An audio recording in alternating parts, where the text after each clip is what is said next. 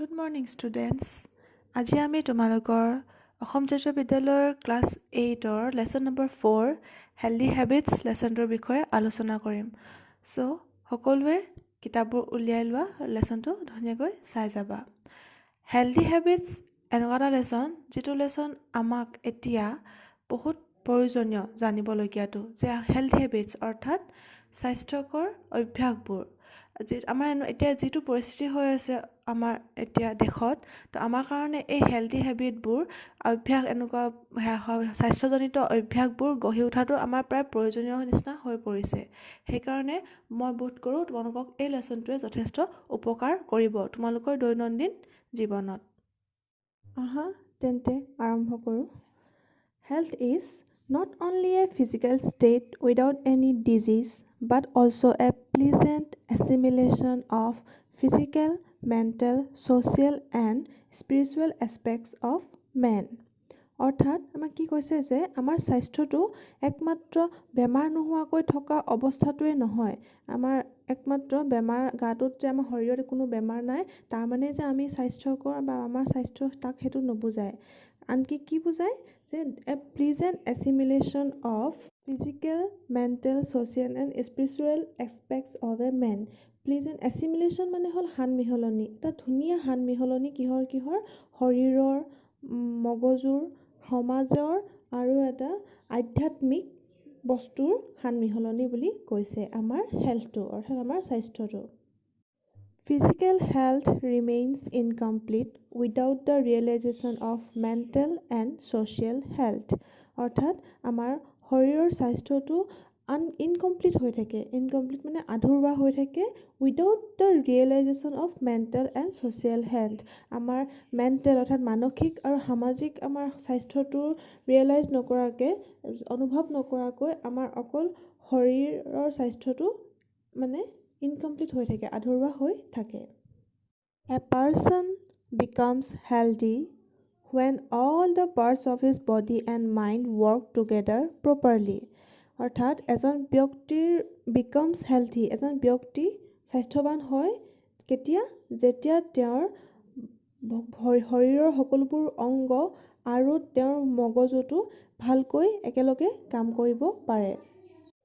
To keep the mind as well as body active and healthy, everyone should try to cultivate some habits like taking healthy food, regular exercise, washing hands before meal, brushing teeth, practicing good posture, taking sound sleep, maintaining cleanliness, etc.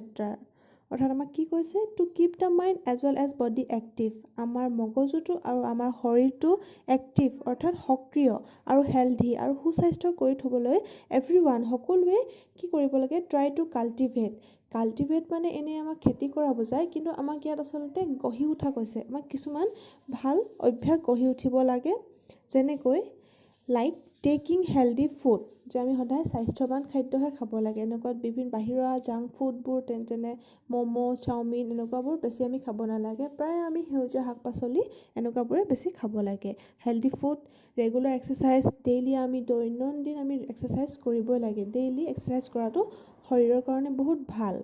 ৱাশ্বিং hands before মিল, এইটো যিটো আমাক এতিয়া ক'ভিডৰ পৰিস্থিতি আমাক চবেই কৈছে যে আমাৰ এতিয়াতো আমাৰ একো নকৰিলেও মানে হাতখন ঘনাই ধুই থাকিব কৈছে, কিন্তু খোৱাৰ আগত ভালকৈ হাতখন ধোৱাটো অতি প্ৰয়োজনীয়। ব্ৰাছিং টিথ, ৰাতিপুৱা শুই উঠি ব্ৰাছ কৰা আৰু ৰাতি শোৱাৰ আগত ব্ৰাছ কৰা, এইটো বহুত বেছি ইম্পৰ্টেণ্ট। প্ৰেক্টিচিং গুড প'শ্চাৰ, এইটো এটা ইম্পৰ্টেণ্ট হয়। মই যে ক্লাছত তোমালোকক ভালকৈ পোন হৈ বহি থাকিব কওঁ, কিয়? কাৰণ পোন হৈ বহি থাকিলেহে আমাৰ শৰীৰটো সুস্থ হৈ থাকিব। তোমালোকে বেকাতেৰা হৈ থাকিলে আমাৰ শৰীৰটোৱেও কষ্ট পায়। সেইকাৰণে সদায় বহিলে বা থিয় হ'লে সদায় পোন হৈ ভালকৈ থিয় হ'ব লাগে বা বহিব লাগে। Taking sound sleep, taking sound sleep মানে যিমান প্ৰয়োজন আমাক সিমানটো আমি শোৱাটো। আমি আচলতে কিমান দেৰি ডেইলি আমি কিমান দেৰি শুব লাগে? 8 ঘণ্টা। 8 ঘণ্টা মিনিমাম আমি 8 ঘণ্টা শুবই লাগে, আৰু সেই তাতকৈ বেছি শুলেও বেয়া, কম হ'লেও বেয়া। তো সেইকাৰণে সেই প্ৰয়োজনীয় শ্লিপটো আমি ল'ব লাগে, টোপনি আমি যাব লাগে। মেইনটেইনিং ক্লিনলিনেছ এটচেট্ৰা, আৰু এটা আটাইতকৈ ইম্পৰ্টেণ্ট যে আমি ক্লিনলিনেছটো আমি চাফ চিকুণতাটো মেইনটেইন কৰি ৰাখিব লাগে। আমি ভালকৈ চাফ চিকুণ আছোঁনে নাই, আমাৰ জেগাত থকা জেগাডোখৰ চাফাকৈ আছেনে নাই, আমি খোৱা বস্তুবোৰ চাফা আছেনে নাই, বাচন বৰ্তন বা নিজৰ শৰীৰটো নখ চাফা কৰি ৰাখিব লাগে, ছাল চুলি সকলোবোৰ চাফা কৰি থাকিব লাগে। তেতিয়াহে আমি কি কৰিব পাৰিম, এটা নিজৰ হেল্থটো আমাৰ নিজৰ স্বাস্থ্যটো ভালকৈ ৰাখিব পাৰিম। ফ্ৰম হিজ চাইল্ডহুড, যে এটা মানুহে এইখিনি সৰুকালৰ পৰা, এইটো নহয় যে ডাঙৰ হৈ ঘপককৈ এইখিনি কৰিম, সেইটো নহয়, যে সৰুকালৰ পৰা আমাৰ এই ভাল হেবিটবোৰ, এই এনেকুৱা ধৰণৰ হেবিটবোৰ আমি গঢ়ি উঠিব লাগে।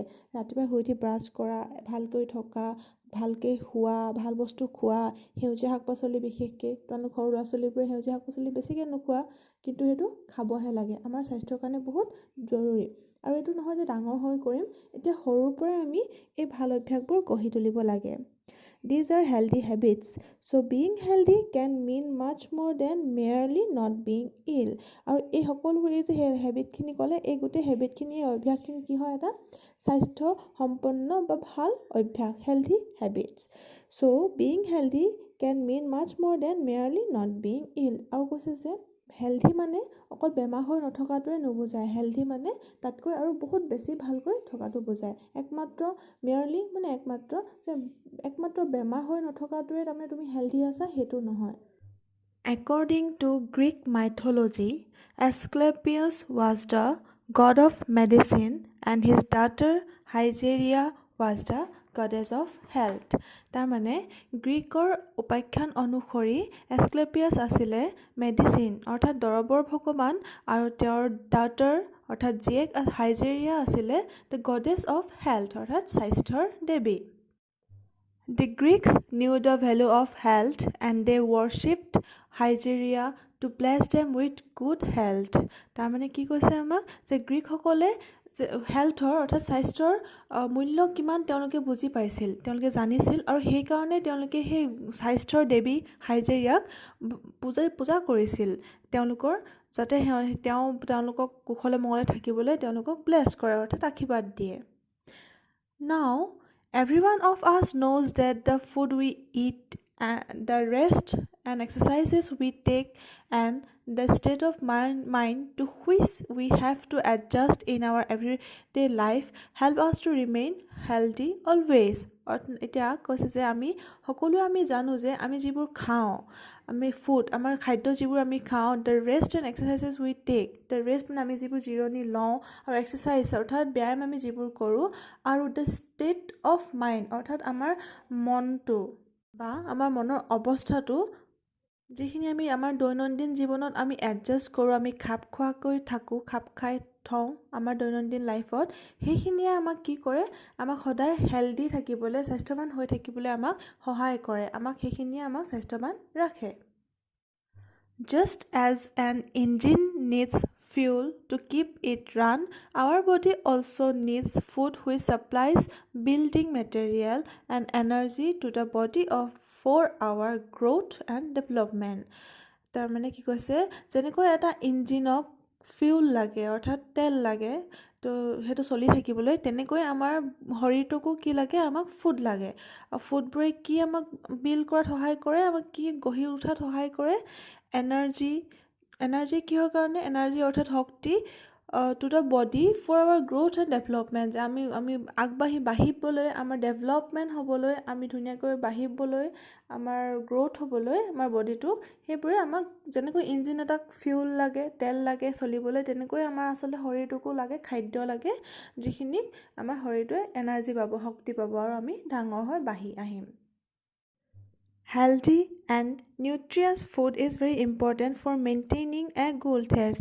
আৰু কি কৈছে, যে হেল্থি স্বাস্থ্যকৰ আৰু পুষ্টিকৰ খাদ্য আমাৰ শৰীৰটো ভালকৈ মেইনটেইন কৰি ৰাখিবলৈ, ভালদৰে হেল্থি কৰি ৰাখিবলৈ আমাক এটা হেল্থি, স্বাস্থ্যৱান আৰু পুষ্টিকৰ খাদ্য বহুত প্ৰয়োজনীয়।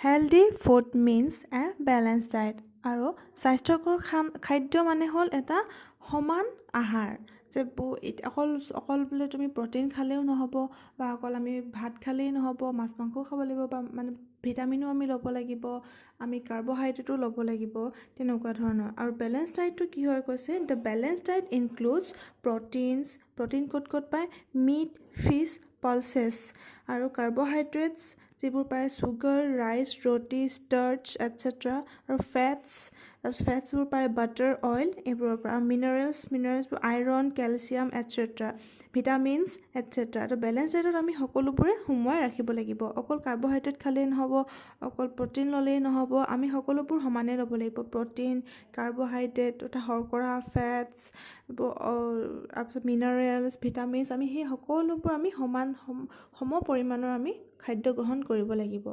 Which supply the required energy two the body. আৰু এই সকলোবোৰে আমাক দেহত যিমানখিনি শক্তিৰ প্ৰয়োজন হয় সেই সকলোবোৰে সিহঁতি যোগান ধৰে। Moreover, our body needs liquids like water, milk, juice because nearly 3/4 of a human body are water. আৰু কৈছে যে আমাৰ বডিক, আমাৰ শৰীৰক কি প্ৰয়োজন হয়, লিকুইড মানে জানাই জলীয় পদাৰ্থ। আৰু লিকুইড কেনেকুৱা ধৰণৰ, ৱাটাৰ পানী, মিল্ক গাখীৰ, জুচ, তাৰপিছতে কৈছে because nearly 3/4 of a human body are water, কাৰণ আমাৰ মানৱ শৰীৰৰ 4/3 কি আছে, আমাৰ দেহত পানীয়ে আছে। A man can live without food for 3 or 4 weeks, but without water he will die very soon. এজন মানুহে খাদ্য গ্ৰহণ নকৰাকৈ বা খাদ্য নোহোৱাকৈ 3 বা 4 সপ্তাহলৈকে জীয়াই থাকিব পাৰিব, কিন্তু পানী নাখালে বা পানী নাপালে কি সোনকালেই মৰি যাব। তাৰমানে আমাৰ পানীটো বেছি প্ৰয়োজন খাদ্যতকৈ। পানী আমাক লাগেই, আৰু আমি ডেইলি সেইকাৰণে কমেও 1 লিটাৰ পানী খাবলৈ চেষ্টা কৰিব লাগে। Our daily food should contain the vital nutrients which can protect and cure people from various diseases. আমি ডেইলি আমি ডেইলি যিবোৰ খাদ্য খাওঁ সেই খাদ্যবোৰত কি অন্তৰ্ভুক্ত হৈ থাকিব লাগে বুলি কৈছে, যে ভাইটেল নিউট্ৰিয়েণ্টছ অৰ্থাৎ প্ৰয়োজনীয় পুষ্টিবোৰ সকলোবোৰ অন্তৰ্ভুক্ত অন্তৰ্ভুক্ত হৈ থাকিব লাগে আমাৰ ডেইলি আহাৰত। কিয়নো কাৰণ সিহঁতিবোৰে আমাক কি কৰে, কেন প্ৰটেক্ট এণ্ড কিয়'ৰ, আমাক প্ৰটেক্ট কৰে, বচায়, সুৰক্ষা দিয়ে, আৰু কিয়'ৰ আৰু আমাক ভাল কৰে ফ্ৰম ভেৰিয়াছ ডিচিজেছ, বিভিন্ন ধৰণৰ বেমাৰৰ পৰা আমাক তাৰমানে দূৰত ৰাখে, ভাল কৰি ৰাখে, আৰু আমাক সুৰক্ষা দি ৰাখে এই ভাইটেল নিউট্ৰিয়েণ্টছবোৰে, প্ৰয়োজনীয় পুষ্টি খাদ্যবোৰে। Regular exercises help us to keep our health and mind active and fresh. আৰু ৰেগুলাৰ মানে দৈনন্দিন এক্সাৰচাইজবোৰে আমাক এটা ৰেগুলাৰ বেচিছত আমি যদি এক্সাৰচাইজ কৰোঁ, তেতিয়া আমাক কি কৰিব, হেল্থটোৱে ৰেগুলাৰ এক্সাৰচাইজে আমাৰ হেল্থটো আৰু আমাৰ মাইণ্ডটো, আমাৰ মগজুটো এক্টিভ, সক্ৰিয় আৰু ফ্ৰেছ, সতেজ কৰি ৰখাত সহায় কৰে। ৱাকিং, running, swimming, jogging, playing various types of games are all exercises which people can take every day. আৰু তেনেকুৱা ধৰণৰ এক্সাৰচাইজ কি, ৱাকিং খোজকঢ়া, ৰানিং দৌৰ মৰা, ছুইমিং সাঁতোৰা, জগিং গম পাইছাই, তাৰপিছতে playing various types of games means ফোনত নহয় আকৌ, মানে ফিল্ডত ফিজিকেলি এক্টিভ হৈ খেলা গেমবোৰ, বিভিন্ন ধৰণৰ খেলবোৰ, এনেকুৱা ধৰণৰ প্ৰত্যেকটো এক্সাৰচাইজে মানুহে সদায় ডেইলি লাইফত কৰি থাকিব পাৰে। তোমালোকে যদি হেল্থি থাকিব বিচাৰা, তোমালোকে এনেকুৱা ধৰণৰ এক্সাৰচাইজ কৰি থাকিবা। ফোনত গেম নেখেলি তোমালোকে ৰিয়েলতহে খেলিবা, কিবা কিবি এনেই ইটো সিটো, বা দৌৰ মাৰিবা, সাঁতোৰ শিকিবা, এনেকুৱা ধৰণৰ, যাতে তোমালোক এনিটাইম এক্টিভ হওক আৰু ফ্ৰেছ হৈ থাকা। এক্সাৰচাইজেছ হেল্প ইন ব্লাড চাৰ্কুলেশ্যন, অৰ্থাৎ ব্যায়ামে ব্লাড চাৰ্কুলেশ্যনতো সহায় কৰে। ব্লাড চাৰ্কুলেশ্যন তেজ চলাচলতো আমাক সহায় কৰে। আৰু if a person who lives an inactive life tries to take exercises regularly, his activeness in body as well as in mind will obviously increase. আৰু কৈছে যদি এজন মানুহে বৰ মানে অসক্ৰিয় এটা জীৱন কটাই আছে, যদি তেওঁ এক্সাৰচাইজ কৰিবলৈ লাগি যায়, তেতিয়া তেওঁ আকৌ সক্ৰিয় হৈ যাব, এক্টিভ হৈ যাব, আৰু লেজি ফিল নকৰে, আৰু তেওঁৰ মাইণ্ডটো মানে এক্টিভ হৈ যাব বা এক্টিভ বাঢ়িব এক্টিভনেছখিনি। তাৰমানে ধৰি লোৱা কোনোবা এজন মানুহ যদি খুব এলাহ কৰি থাকে, একো কাম কৰিবলৈ মন নাযায়, ভাগৰুৱা অনুভৱ কৰি থাকে, তেওঁ যদি ডেইলি এক্সাৰচাইজ কৰিবলৈ আৰম্ভ কৰি দিয়ে, তেন্তে তেওঁৰ সেই ভাগৰুৱা ভাৱবোৰ নাইকিয়া হ'ব, আৰু নিজকে বৰ সক্ৰিয় আৰু সতেজ ফিল হ'ব।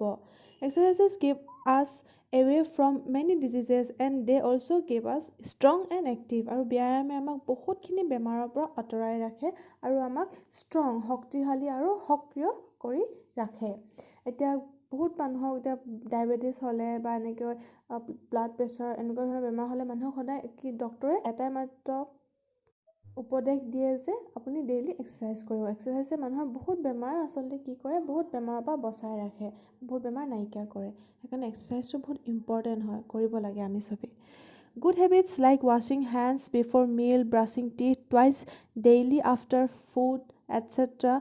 are essential to maintain a good health. আৰু good habits তাৰমানে ভাল অভ্যাস যেনেকৈ ভাত খোৱাৰ আগত হাত ধোৱাটো আৰু আমাৰ brushing teeth twice daily সদায় ডেইলি ব্ৰাছ কৰাটো দুবাৰকৈ এইবোৰ বহুত বেছি ইম্পৰ্টেণ্ট বুলি কৈছে এছেঞ্চিয়েল অৰ্থাৎ ইম্পৰ্টেণ্ট হয় আমাৰ গুড হেল্থটো মেইনটেইন কৰি ৰখাত আমাৰ গুড হেল্থটো বচাই ৰখাত বা বনাই ৰখাত এই ভাল হেবিটবোৰ ভাল অভ্যাসবোৰ যথেষ্ট প্ৰয়োজনীয় good posture has also' something to do with our health আৰু গুড প'জটো আমি যিটো কৈছিলোঁ মই অথনি যে আমি ভালকৈ এটা প'জ শৰীৰৰ প'জটো সদায় ভালকৈ ল'ব লাগে যে ষ্ট্ৰেইট হ'ব লাগে তো সেইটো এইটো to do with our health আকৌ সেই প'ষ্টাৰটোও তাৰমানে আমাৰ শৰীৰটোৰ লগত যথেষ্ট কৰিবলগীয়া আছে it should be practised in the act of standing sitting ৱাকিং এণ্ড ইভেন ইন টকিং আৰু গুড প'ষ্টাৰটো অকল বহি থাকোঁতেই নহয় কেতিয়া কেতিয়া প্ৰেক্টিচ কৰিব লাগে কৈছে যে তুমি কেনেকৈ থিয় হৈ আছানে ভালকৈ বেকা টেৰাকৈ আছা নেকি বুলি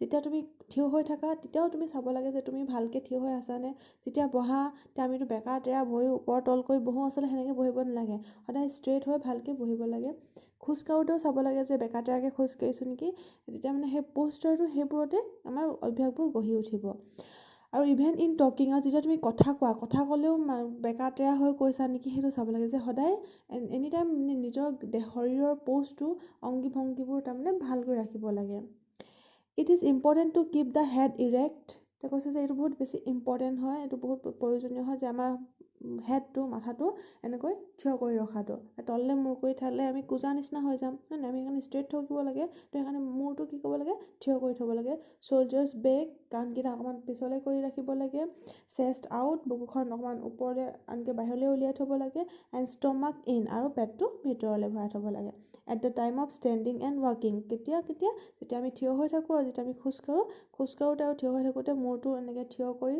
শ্ব'ল্ডাৰ্ছ বেক কাণটো পাছলৈ বুকুখন উলিয়াই আৰু পেটটো ভৰাই এনেকৈ ধৰণে আমি খোজ কাঢ়িব লাগে exercise can also' help us to attain good and positive postures তাৰপিছত আমাক এক্সাৰচাইজে আমাক কি কৰে বুলি কৈছে অলছ' হেল্প আছ আমাক সহায় কৰে এটেইন মানে পোৱা বা লাভ কৰা এটা গুড পজিটিভ প'ষ্টাৰ আমাৰ গুড ধুনীয়া ভাল আৰু পজিটিভ মানে ধনাত্মক এনেকুৱা ধৰণৰ এটা প'জ ল'বলৈও আমাক সহায় কৰে অৰ্থাৎ কোনোবা যদি কোজা হয় কাৰোবাৰ যদি কিবা খোজকাঢ়োঁতে বা এনেকুৱা ডিঙিটো যদি অকণমান তললৈ হয় বা পেটটো বেছিও যদি ওলোৱা হয় তেতিয়া কি কৰে এক্সাৰচাইজে এই বস্তুখিনিও আমাৰ প'ষ্টাৰটো আমাৰ ইম্প্ৰুভ কৰে ভাল কৰে mental health plays a vital role in maintaining a good physical health আৰু কি বুলি কৈছে যে মেণ্টেল হেল্থ মানে আমাৰ মানসিক অৱস্থাটো মানসিক স্বাস্থ্যটো আমাৰ শৰীৰৰ গুড ফিজিকেল হেল্থৰ কাৰণে এটা ভাল শাৰীৰিক অৱস্থাৰ বা শাৰীৰিক স্বাস্থ্যৰ কাৰণে মেণ্টেল হেল্থটো